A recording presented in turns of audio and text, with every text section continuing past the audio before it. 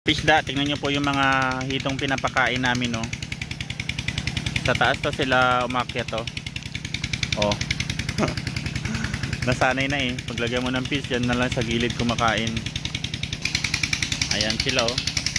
Kahit na lapitan mo to kapisda, wala lang. Kung gusto nyo mag-ulam, eh, dampot-dampot na lang, oh. Bilis lang. Ayan sila, oh. Dali. Mangkila.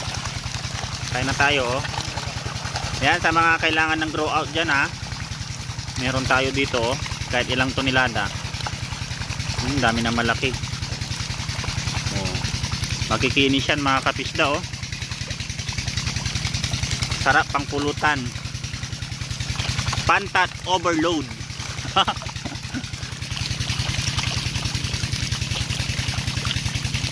Dami. Grabe mga kapisda, oh. Ang dami ditong, para lang silang mga uod, oh. Mga amo na ang mga pet namin, oh. Ha? Mababaw lang. Mga gold bar.